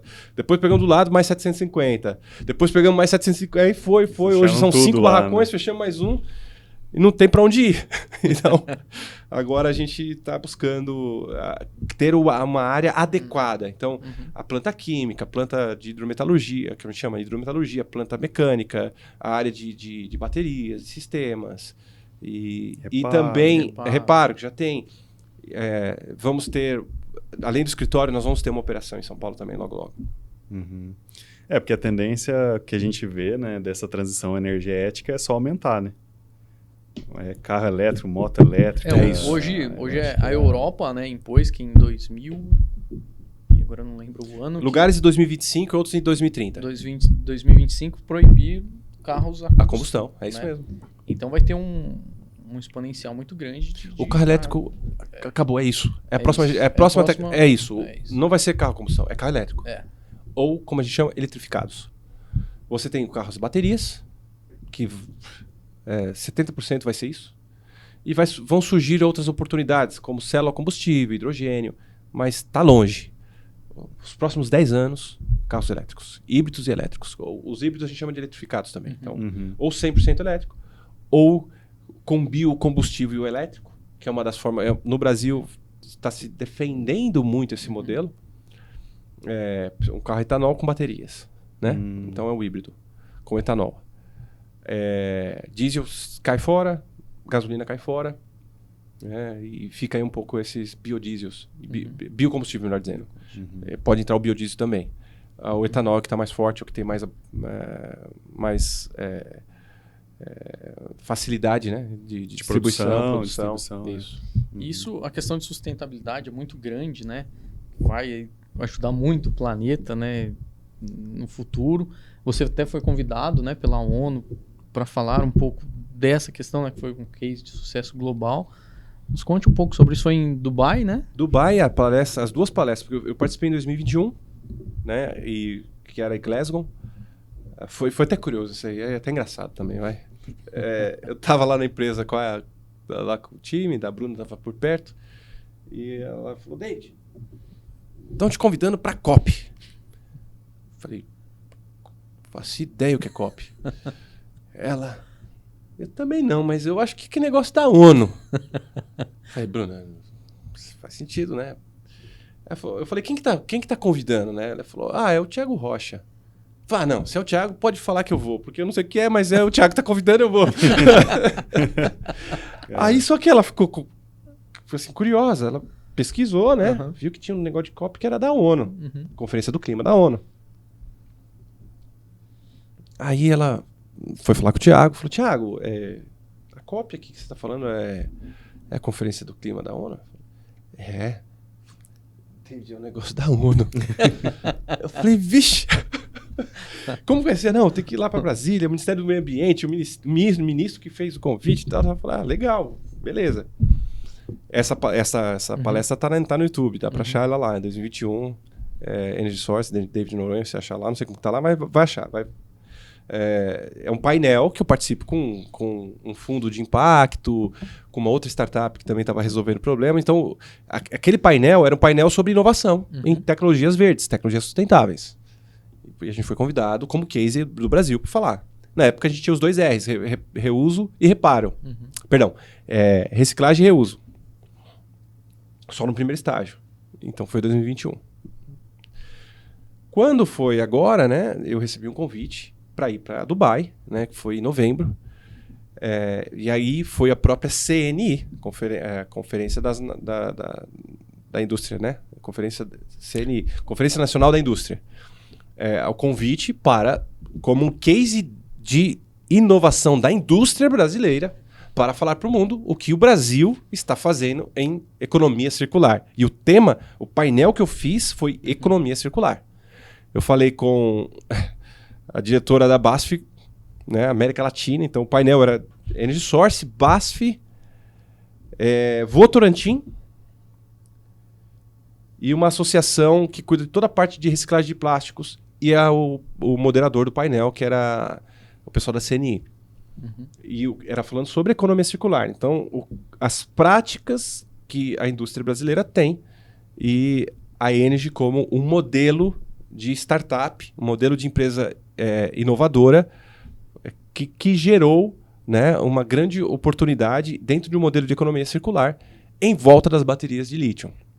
Mais do que isso, nós recebemos, né, subsidiado pela Apex Brasil, aquela empresa que estava lá em Miami, um stand na maior área de inovação da COP. Então, gente do mundo inteiro, durante 7 dias, teve a oportunidade de visitar o nosso stand, conhecer as tecnologias, discutir essa oportunidade. Então, foi E diga-se de passagem, não vou poder entrar nos detalhes disso, mas nós sabemos que a COP 30, que é agora em 2025, ano que vem, vai ser no Brasil.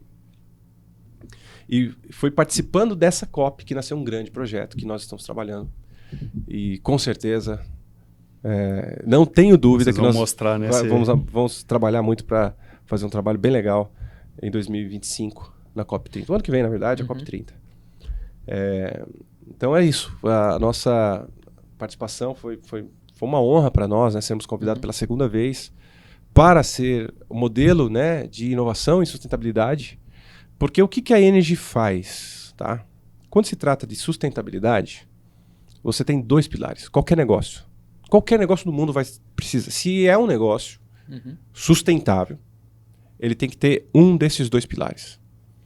O pilar de energia, como eu gero, armazeno, distribuo energia da forma mais limpa, mais eficiente. Aí vem as fontes renováveis. energia solar, eólica, aquele processo de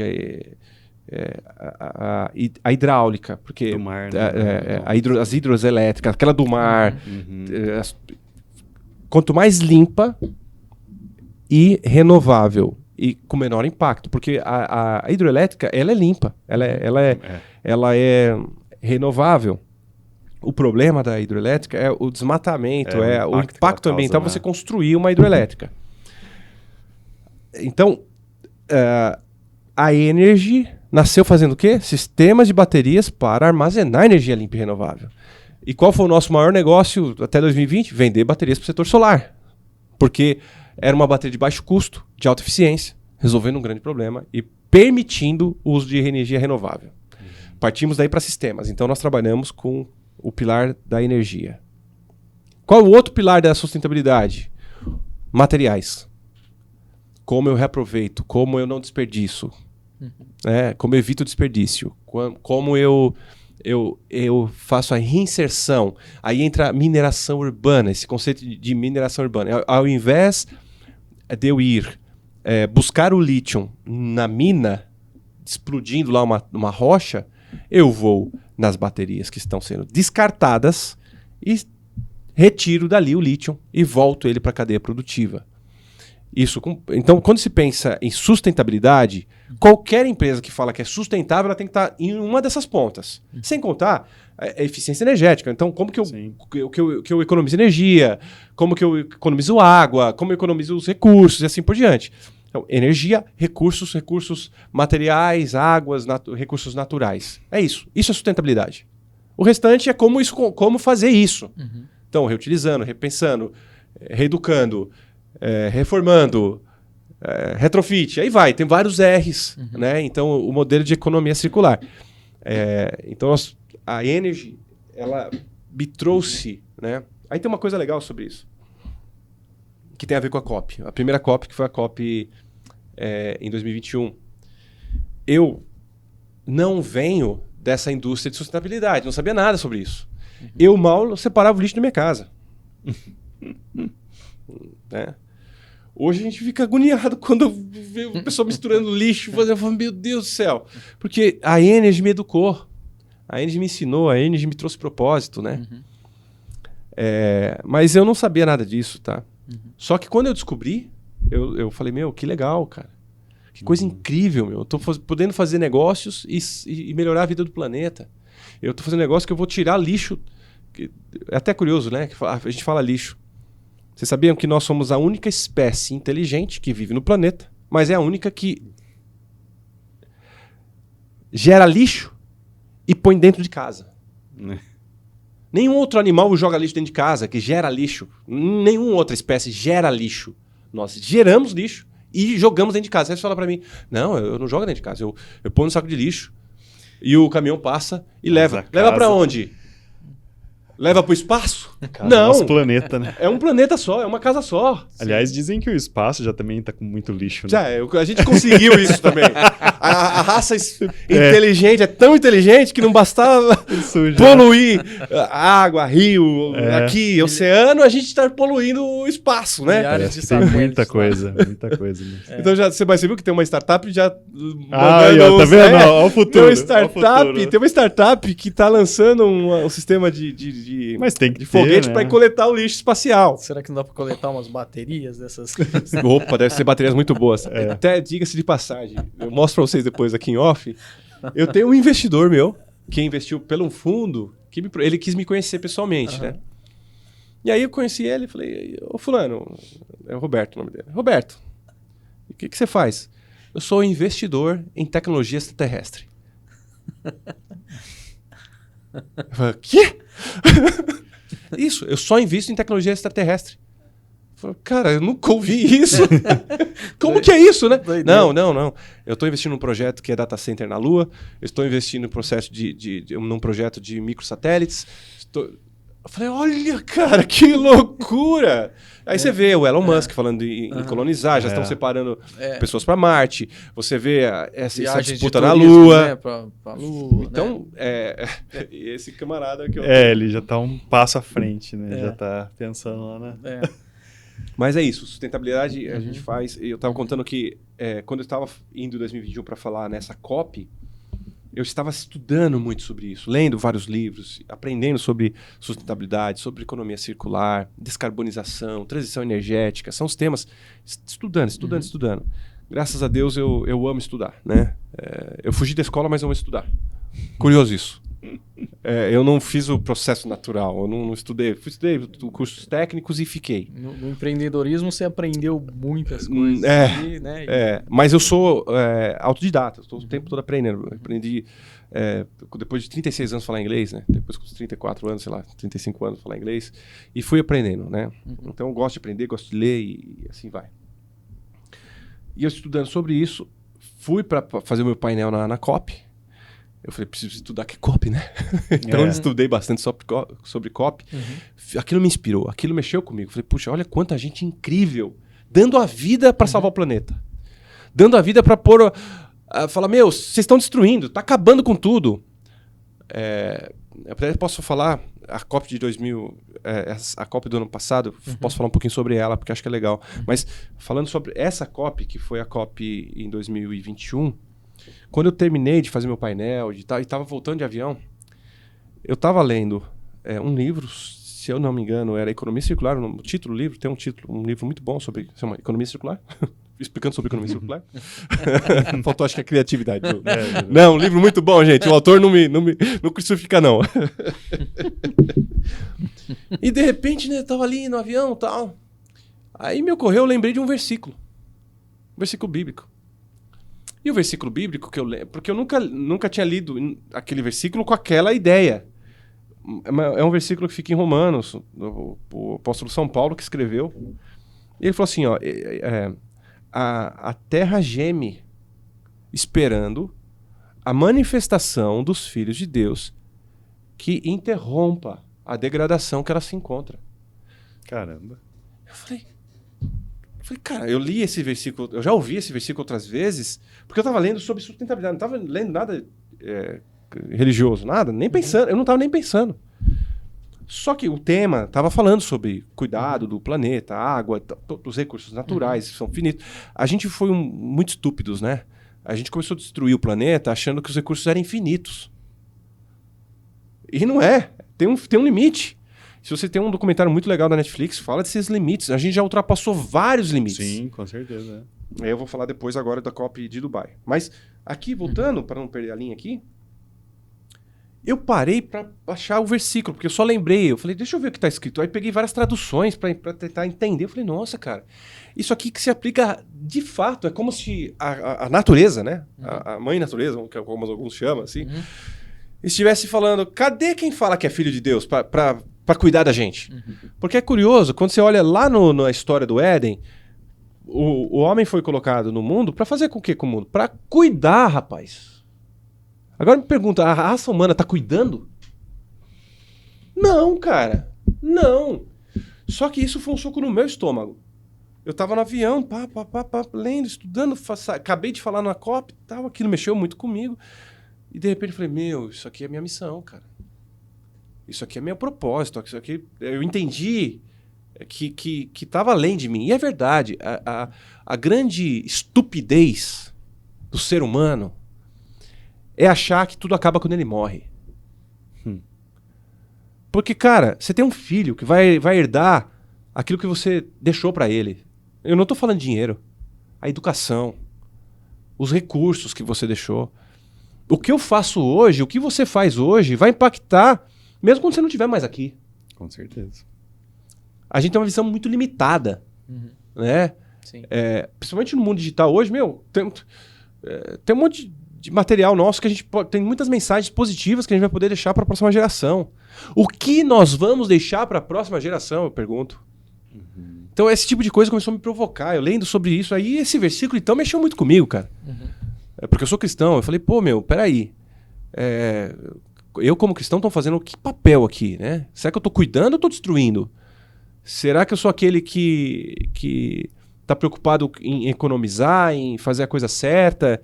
Então isso mexeu muito comigo. Então em 2021 eu posso dizer que nasceu quase que um ativista em mim. né? Muito além da Energy, para o David, né? Sim. Pessoa, aquilo mexeu comigo. Eu falei, não, eu vou levar com muita garra essa missão da empresa e vamos deixar um legado positivo. Então, hoje empreendo com outra visão. Eu empreendo em tecnologia sustentável, eu empreendo em sustentabilidade. Todos os assuntos que envolver isso me interessa. Né? Eu foquei meu olhar, minha direção, meu esforço, meus recursos, meu dinheiro. Eu foquei em resolver problemas reais em relação ao impacto ambiental e sustentabilidade. E a gente vê que o impacto de bateria no meio ambiente é terrível, né? Porque são metais pesados e que duram anos e sei lá quantos... Assim como o plástico, né? Que é terrível. Mas eu vou te falar o seguinte, Wellington. A bateria de chumbo, ela é muito pior do que a bateria de lítio. Mas a bateria de chumbo, ela foi... amadureceu. É um processo... A logística reversa. Você não consegue chegar numa oficina e trocar sua bateria sem que você ofereça a sua. Não é? Porque isso foi o que? É a logística reversa, funcionando. A latinha de alumínio é um caso muito positivo. Sim. E a bateria de lítio, eu quero sonhar com esse dia que você vai comprar um telefone, você tem que deixar o telefone lá. Vai trocar a bateria do carro elétrico, deixa a bateria lá. Então eu sonho com isso, né? Mas realmente ainda tem muito a se fazer nesse processo. Mas a bateria de chumbo, se ela for realmente descartada errado, ela vai contaminar o solo, a água e vai por fogo, porque ela pega fogo. Então o maior risco de uma bateria de lítio, você jogar ela num caminhão de lixo comum, e nos Estados Unidos tem muitos acidentes com isso, porque o volume de baterias nos Estados Unidos é gigantesco, é muito maior. E as pessoas às vezes jogam a bateria junto no lixo comum. E aí lá uma bateria de um patinete, você imagina uma bateria de uma bicicleta elétrica ali, que na hora que entrou no caminhão começa a torcer, entra num curto-circuito, tem energia ainda, aí faz um fogo que é terrível. Né? Então, o descarte incorreto, não só da bateria, o descarte do plástico, né? O descarte do ferro, enfim, né? Do chumbo, e aí vai. Por isso que nós precisamos mudar muito o nosso nível de consciência. Né? Nós precisamos pensar além do umbigo. Eu preciso pensar o que eu vou deixar para a próxima geração. Né? Para o meu filho, para o meu neto, para as pessoas da minha comunidade, eu preciso pensar. Né? E como eu evito isso reutilizando, reaproveitando.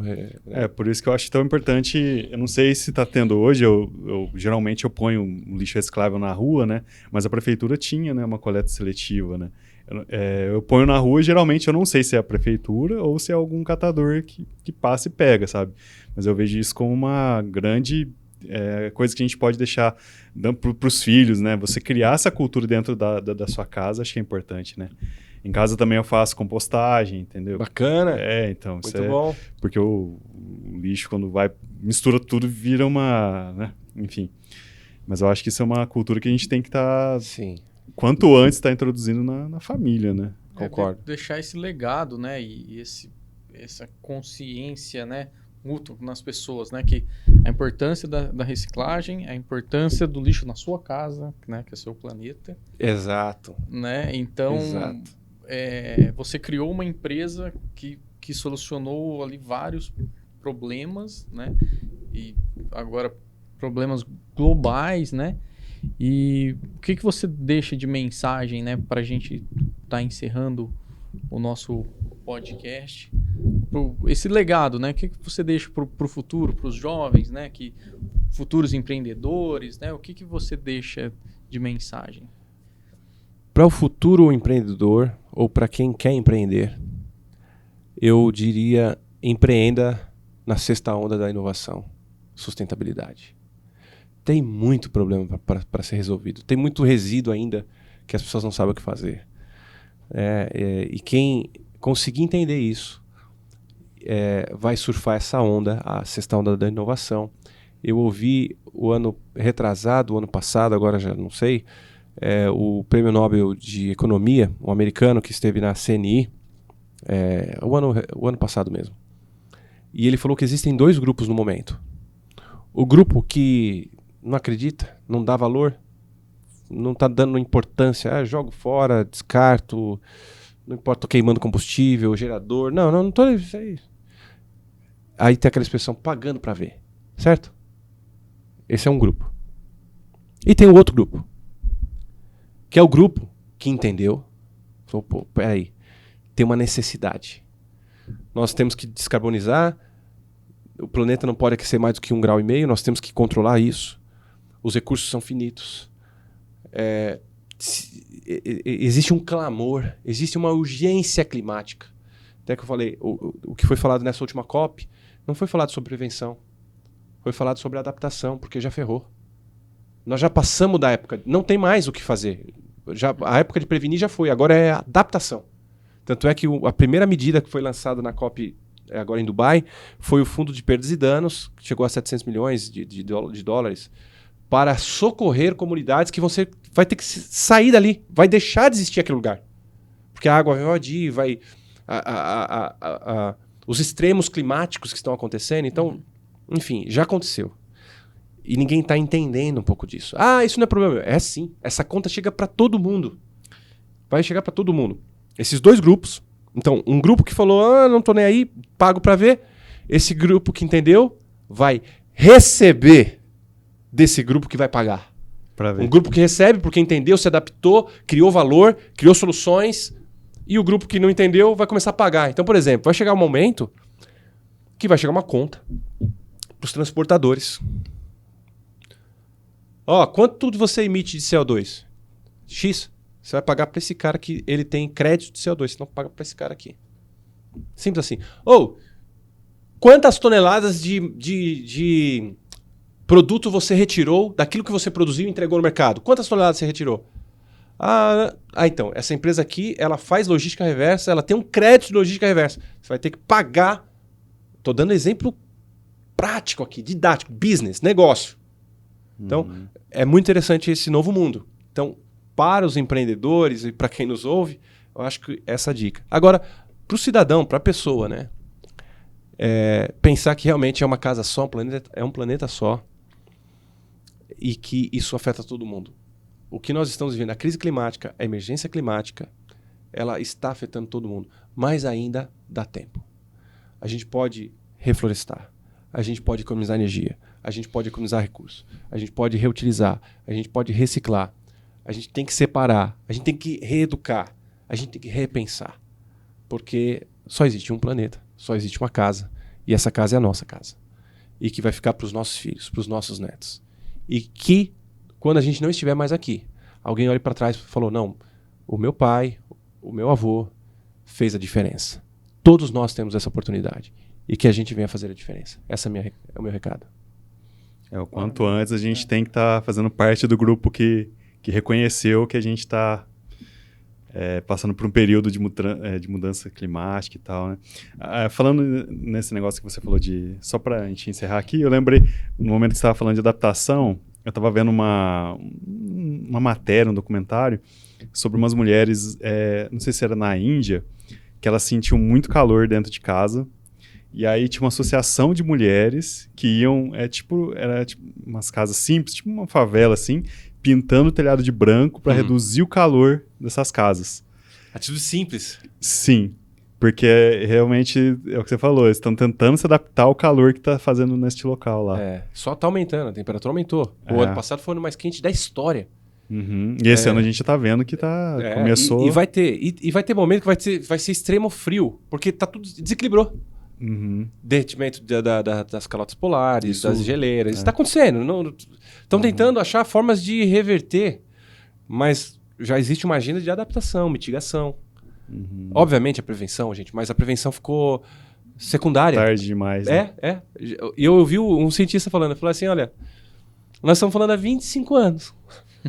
É que se você prestar atenção nos últimos 50 anos, né, as tecnologias foram rápidas, muito mais rápidas do que há 100 anos atrás, né, digamos assim. O mundo consumiu muito mais do que antigamente, né? A Revolução Industrial e tudo veio trazendo, né, um aumento por esse consumo, por essa estação, né, pela necessidade de ter, trocar e fazer. Então, e houve muitos exageros. A questão, eu vou até te dizer, que não é o fazer, lançar a cada momento lançar um produto, né? Porque a gente pode viver a melhor tecnologia, porque a melhor tecnologia, ela traz benefícios. Sim. O problema é se eu trago uma nova tecnologia e não resolvo o problema da velha tecnologia. Se eu não descarto, se eu não reaproveito, se eu não pego a velha tecnologia e transformo ela num novo produto. Gente, e dá para se transformar. Já existe tecnologia para eu pegar isso aqui, jogar no moedor, tirar do outro lado todos os materiais separados. Caramba. Quase isso, tá? A Energy faz com a bateria. A bateria entra no lugar, sai metal de novo do outro lado. Indústrias que fazem isso com plástico, indústrias que fazem isso com vidro, com alumínio, com cobre, enfim, aí vai, né? Uhum. Mas ainda, como eu falei, para os empreendedores tem muita oportunidade, ainda tem muito problema para ser resolvido. Tem muita coisa boa para ser copiada lá de fora, boas práticas, trazer para o Brasil. Então, acho que oportunidade não falta, problema para resolver não falta. É isso aí, Davi. Muito obrigado pela sua presença no nosso Aldeia Cast aí. Foi um prazer ter recebido você. Imagina, prazer é todo meu. Uma entrevista inspiradora até pra gente, Com né? certeza. A gente vai tirar muita lição desse podcast. Essa é a minha missão. Esse foi o nosso Aldeia Cast sobre sustentabilidade e tecnologia com Davi Noronha. Muito obrigado e até a próxima.